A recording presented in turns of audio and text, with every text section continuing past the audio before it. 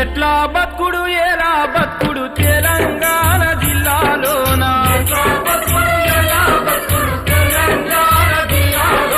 lathi తూటల రాజ్యమాయ Telangana పల్లెలోన